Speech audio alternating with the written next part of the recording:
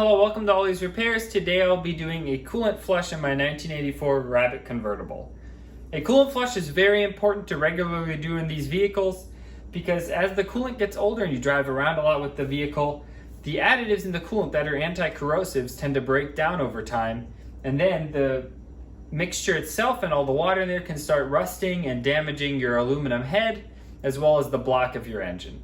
So the way we prevent that is very simple. Buy some new coolant and flush out the system. When you also do a coolant flush, it's always a great idea to replace your thermostat. Your thermostat, after all, is simply a mechanical part that every time you drive your vehicle and heats up, it expands, and then when you turn it off and it cools down, it contracts. So after a certain amount of time, these springs, these bimetallic springs tend to wear out, so it's always a great idea to replace your thermostat as well when you're replacing your coolant.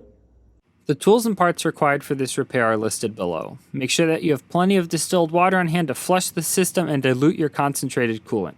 Additionally, make sure that we have a torque wrench around so that we don't strip any of the thermostat housing bolts that go into the aluminum water pump. Finally, a thermometer and ruler are needed to test our thermostat in boiling water before installing it.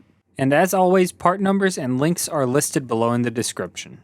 When you're doing a coolant flush, you want to make sure that the vehicle is cold. If the vehicle's not cold and you open your radiator cap, you can actually get the fluid, the bubble inside, and it can burn you. So always make sure your vehicle's cold when you do this. Remove your coolant reservoir radiator cap here. Mine's located here. Most of you will probably have your reservoir right here. I ended up actually getting rid of the reservoir and putting in this side fill radiator or top fill radiator here, kind of an aesthetic upgrade. If your vehicle has power steering, you will first have to remove the power steering pump. I have a video on how to do that. Here we have two 10mm nuts that hold the thermostat and the lower radiator hose in place, so you can crack those loose.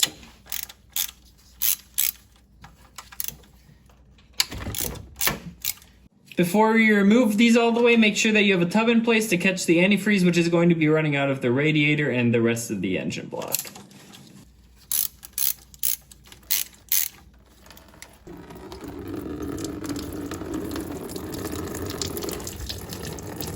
You can carefully remove this thermostat housing and then pull out the thermostat. There you can see that the rubber gasket that was on this plastic housing just fell off. With the thermostat removed, grab your old gasket again. You can just place it on this lip right here and then slide in this bottom cover into the water pump.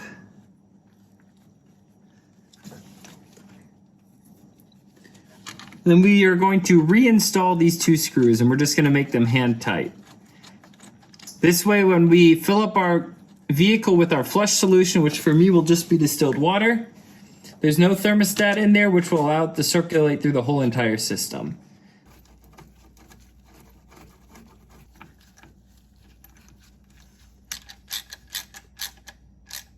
Only make these hand tight. For my flush today, I will only be utilizing distilled water. If you haven't done this in a long time, or this is actually your first time flushing the coolant system to your knowledge, make sure to add a sort of a flush solution that you can buy from your local auto parts store. Like I said, I've already done it before. This is just kind of routine maintenance, so I'll just be using distilled water. Fill it all the way up. All right, that's pretty much full. Inside the vehicle, you want to make sure to turn your heat on to all the way high. So you need to slide the lever that you'd have all the way to the right. I actually have my dash removed right now, but the heater wire is this one right here, and I've pulled it all the way out to make sure that my heat is all the way on. The reason you want to turn the heat all the way on is because when you slide it all the way to the right, that controls this little valve right here. And this is a valve that physically opens or closes, allowing coolant to flow to the heater core or not.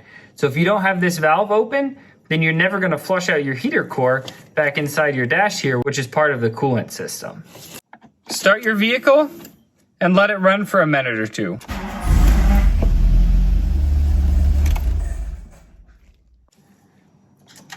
Crack these two bolts loose again and drain now your flush solution out.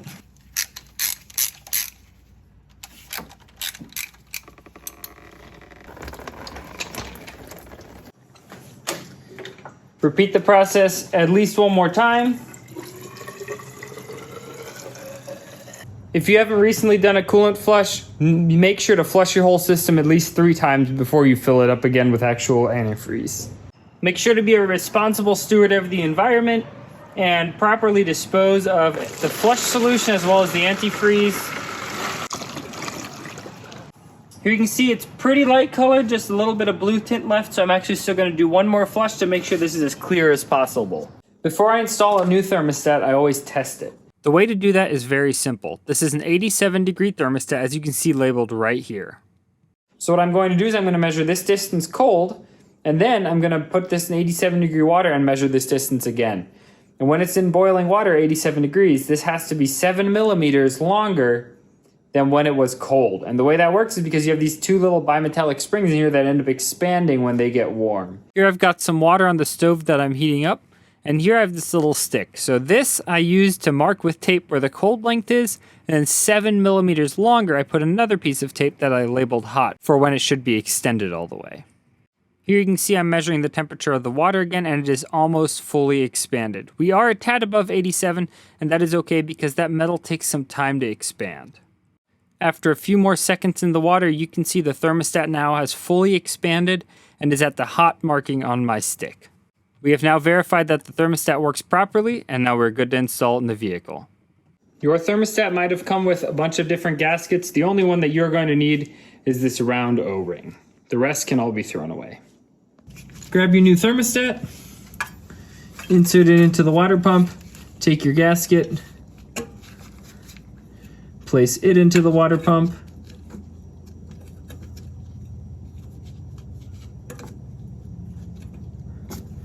then carefully take this thermostat housing cover and slide it on top.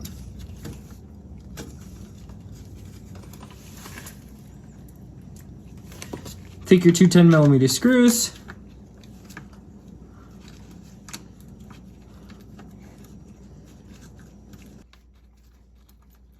slowly tighten these a little bit at a time.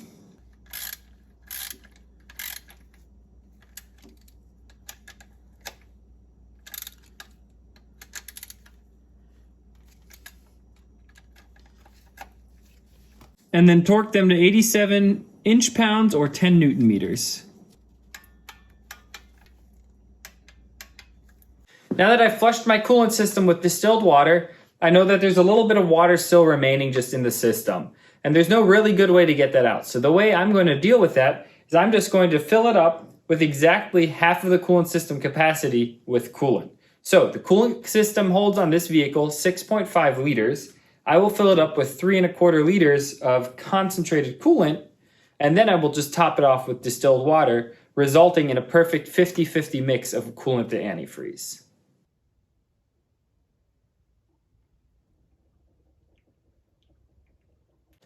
I filled in 3.25 liters into this system. That's about all I can get, so I'm going to go and start up the car, and once it's started, I'm going to continue topping off with distilled water.